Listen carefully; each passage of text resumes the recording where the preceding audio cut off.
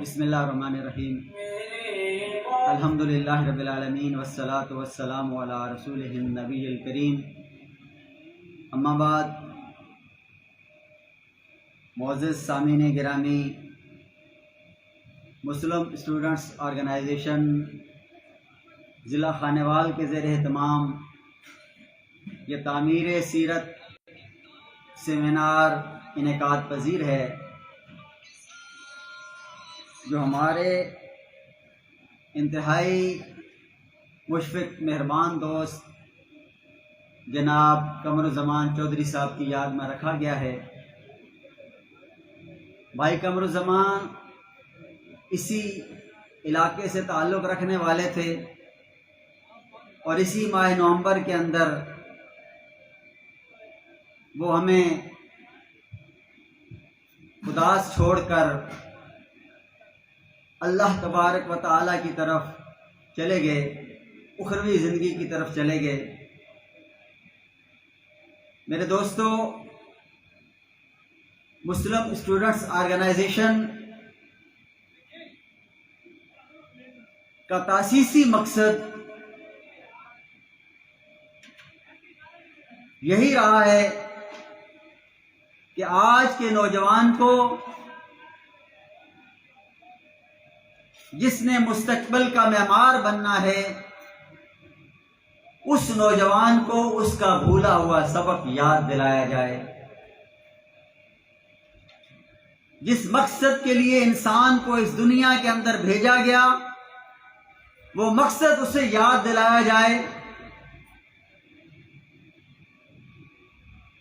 جو اس وقت کے حالات ایک نوجوان سے تقاضا کرتے ہیں، اس کے متعلق اس نوجوان کے اندر ایک فکر، ایک شعور بیدار کیا جائے۔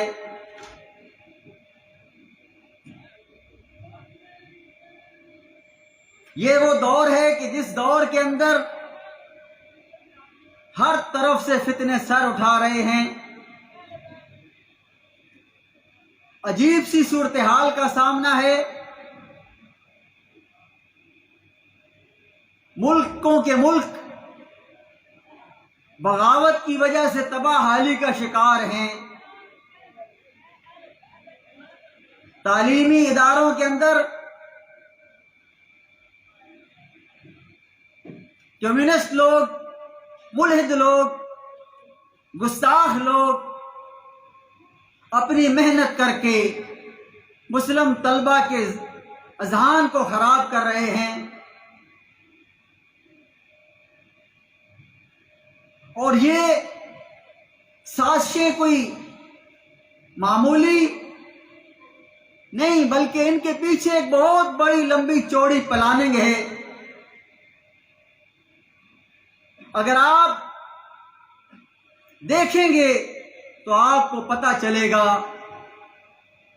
کہ اگر آج کسی ملک کے اندر شورش برپا ہوتی ہے، کسی ملک کے اندر خانہ جنگی ہوتی ہے، کسی ملک کے حالات خراب کیے جاتے ہیں، کسی ملک کو عدم استحکام کا شکار بنایا جاتا ہے، تو وہ صرف اور صرف اسلامی ملک ہوگا۔ اگر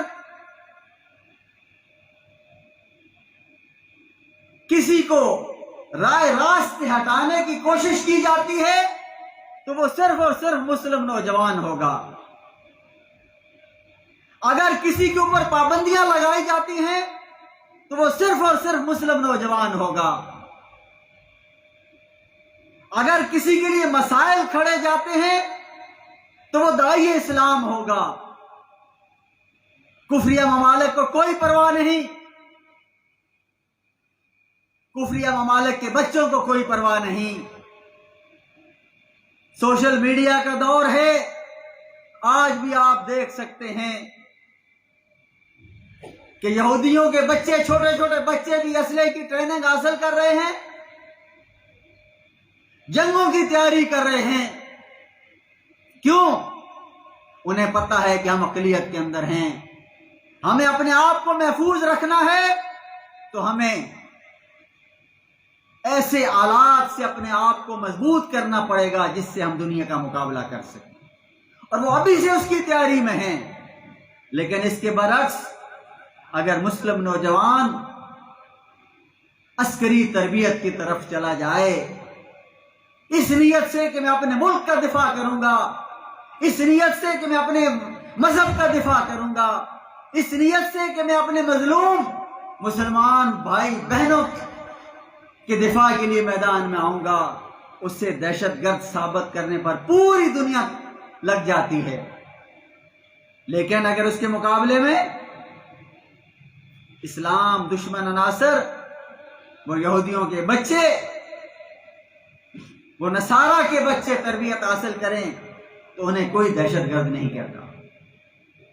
وہ کھلے عام عسکری تربیت حاصل کرتے ہیں، بلکہ انہیں عسکری تربیت دی جاتی ہے۔ اور ہمارے طلبہ کے لیے انہوں نے کیا کیا کہ ہمارے طلبہ کو ایسے کاموں میں لگا دیا کہ آج کا ہمارا نوجوان، ہمارا طالب علم اپنے مقصد زندگی کو بھول کر دنیا کی رونقوں کے اندر پڑ گیا۔ اسے ٹک ٹاک کے اندر لگا دیا گیا، اسے پب جی کے اندر لگا دیا گیا، اسے دیگر خرافات کے اندر لگا دیا گیا، حتیٰ کہ وہ نماز کا وقت چلا جاتا ہے لیکن اسے کوئی شرمندگی نہیں ہوتی۔ ماں باپ کی نافرمانی ہوتی ہے لیکن نوجوان کو کوئی پرواہ نہیں ہوتی۔ تعلیمی کیریئر تباہ ہو جاتا ہے لیکن اس نوجوان کو کوئی فکر نہیں ہوتی۔ وہ ان مشغلوں کے اندر اپنی جان تک دے جاتا ہے۔ آپ حضرات سنتے رہتے ہوں گے، ٹک ٹاک بنانے کے چکر میں لوگ ریلوے کی زد میں آ گئے، ٹرینوں کی زد میں آ گئے، بڑے بڑے حادثوں کا شکار ہو گئے، اپنے والدین کو روتا ہوا چھوڑ کے چلے گئے، لیکن انہیں اس بات کی کوئی پرواہ نہیں۔ انہیں ایسی خرافات کے اندر لگا دیا گیا کہ وہ اپنا مقصد زندگی بھول گئے۔ میرے دوستو، ایم ایس او کا مقصد یہی ہے کہ ہم آج کے نوجوان کو مقصد زندگی سمجھا دیں کہ اس کے دنیا میں آنے کا مقصد کیا ہے۔ آپ کے سامنے برادر عزیز، برادر صغیر جناب ارسلان کیانی صاحب اس بارے میں ارشاد فرما رہے تھے کہ ہم نے نوجوانوں کے اندر ایک اسلامی شعور، اسلامی فکر، اسلامی بیداری بیدار کرنی ہے، جس سے آج کے نوجوان کو پتہ چلے کہ میرا مقصد اس دنیا کے اندر اسلام کی سربلندی ہے۔ میرا مقصد دین اسلام کی تبلیغ ہے، میرا مقصد دین اسلام کا دفاع ہے، میرا مقصد دین اسلام کا نفاذ ہے، میرا مقصد غلبہ اسلام کی جدوجہد ہے۔ میں اگر اس دنیا میں آیا ہوں تو مجھے اپنی سیرت کی تعمیر کرنی ہے، اور وہ سیرت کی تعمیر ہمیں حضور صلی اللہ علیہ وسلم کی سنتوں سے ملے گی، ان کی تعلیمات سے ملے گی، ان کی احادیث سے ملے گی۔ جب ہم حضور صلی اللہ علیہ وسلم کی زندگی کا مطالعہ کریں گے تو ہمیں پتہ چلے گا کہ ہمیں ماں باپ کا ادب کرنا ہے، ہمیں ماں باپ کی فرما برداری کرنی ہے، ہمیں پتہ چلے گا کہ ہم نے اساتذہ کا ادب کرنا ہے، ہمیں پتہ چلے گا کہ ہم نے اپنی درسگاہ کے تقدس کو پامال نہیں کرنا، ہمیں پتہ چلے گا کہ ہم نے دین کے دفاع کے لیے میدان میں آنا ہے۔ حضور صلی اللہ علیہ وسلم کی زندگی کا مطالعہ کرنے سے ہمیں پتہ چلے گا کہ ہمیں تبلیغ اسلام کا کام کرنا ہے۔ حضور صلی اللہ علیہ وسلم کی سیرت سے ہمیں پتہ چلے گا کہ ہمیں فتنوں کا مقابلہ کرنا ہے۔ آپ صلی اللہ علیہ وسلم کی سیرت سے ہمیں پتہ چلے گا کہ ہمیں میدان جہاد میں بھی نکلنا ہے، اور آپ صلی اللہ علیہ وسلم کی سیرت ہی ہمیں یہ بتلاتی ہے کہ ہمیں منافقوں کے خلاف بھی جہاد کرنا ہے، کفار کے خلاف بھی جہاد کرنا ہے، اور آپ کی سیرت ہمیں یہ بتلاتی ہے کہ ہمیں اپنے ملک کا دفاع بھی کرنا ہے۔ یہ ملک پاکستان جس کے لیے ہمارے بڑوں نے قربانیاں دی، جس کے لیے ہماری ماؤں بہنوں کی عزتیں پامال ہوئیں، ماؤں کے سامنے ان کے دودھ پیتے بچوں کو خون میں نہلا دیا گیا، بھائیوں کے سامنے بہنوں کی عصمت دری کی گئی، بیٹوں کے سامنے باپ کو، باپ کے سامنے بیٹوں کو شہید کر دیا گیا اس ملک کے حصول کے لیے۔ یہ ملک ایسے نہیں ملا، اس کے لیے بہت بھاری قربانی دی ہے ہمارے آباء و اجداد نے، جو آج ہماری نظروں سے اوجھل ہو چکی ہے۔ تو میرے دوستو، ہمیں ان قربانیوں کو ضائع نہیں ہونے دینا، ان قربانیوں کو رائیگاں نہیں جانے دینا، ہمیں ان قربانیوں کا احساس بھی کرنا ہے۔ وہ ہمارے آباء و اجداد نے دی ہیں، میرے اور آپ کے بڑوں نے دی ہیں۔ اگر آپ کو کبھی موقع ملے، اگر آپ کو کوئی ایسا شخص مل جائے جس نے ہجرت کی ہو، آپ اس سے اس وقت کے حالات پوچھیں۔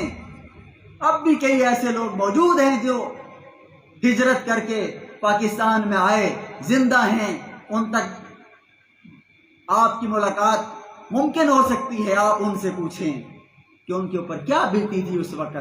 تو میرے دوستو، جب اتنی بڑی قربانیوں کے بعد اس ملک کو حاصل کیا گیا، تو کیا اس ملک کے اندر ناانصافی ہونی چاہیے؟ کیا اس ملک کے اندر غریب کو اپنے حق مانگنے کے لیے روڈوں پر آ کر احتجاج کرنا چاہیے، اور سالوں اپنے انصاف کے حصول کے لیے کورٹ کے دروازے کھٹکھٹانے چاہیے، اور انصاف تو نہ ملا، لاشیں کورٹ سے باہر آ گئیں؟ کیا ایسا ہونا چاہیے؟ کیا ایسا ہونا چاہیے کہ یہاں پر ظلم و بربریت ہو؟ کیا ایسا ہونا چاہیے کہ اس ملک پاکستان کے اندر مذہبی منافرت پھیلائی جائے، فرقہ واریت پھیلائی جائے، مسلکی اختلافات پھیلائے جائیں؟ کیا ہمارے آباء و اجداد نے اس کے لیے قربانی دی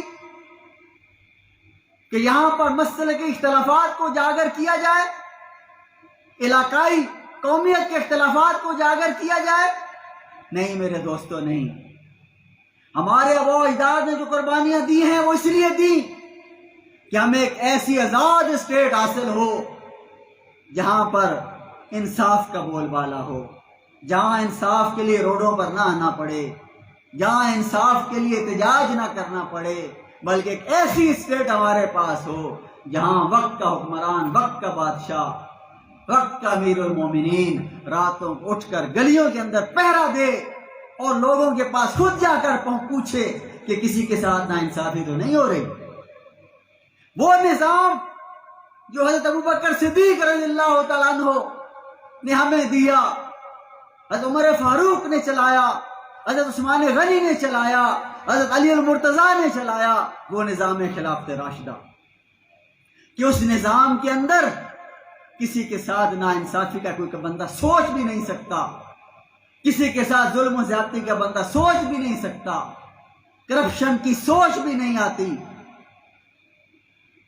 میرے دوستو، وہ نظام اس ملک کے اندر ہونا چاہیے تھا، کیونکہ یہ ملک پاکستان کے لیے جب نعرہ لگایا گیا پاکستان کا مطلب کیا، تو لا الہ الا اللہ کہا گیا۔ پاکستان کا مطلب کیا؟ کرپشن نہیں کہا گیا۔ پاکستان کا مطلب کیا؟ پیسہ نہیں کہا گیا۔ پاکستان کا مطلب کیا؟ اقتدار نہیں کہا گیا، بلکہ پاکستان کا مطلب کیا؟ لا الہ الا اللہ۔ اور لا الہ الا اللہ کا مطلب کیا ہے؟ کہ اللہ کی وحدانیت، اللہ کی زمین پر اللہ کا نظام۔ تو میرے دوستو، اس ملک پاکستان سے اگر ہم کرپشن کا خاتمہ چاہتے ہیں، اگر اس ملک پاکستان سے ہم ظلم و بربریت کا خاتمہ چاہتے ہیں، اگر اس ملک پاکستان سے ہم فرقہ واریت کا خاتمہ چاہتے ہیں، اگر اس ملک پاکستان سے ہم قومی لسانی مسئلے کی جھگڑوں کا خاتمہ چاہتے ہیں، تو ہمیں اس نظام کی طرف رجوع کرنا پڑے گا جو آج سے 1400 سال پہلے ہمیں حضرات صحابہ کرام نے دیا۔ اور اس نظام کی جد و جہد کر رہی ہے آپ کی جماعت MSO، مسلم اسٹوڈنٹس آرگنائزیشن، نظام خلافت راشدہ کا احیاء چاہتی ہے۔ نظام خلافت راشدہ کے لیے میں نے اور آپ نے جد و جہد کرنی ہے۔ نظام خلافت راشدہ کے نفاذ کو اس ملک پاکستان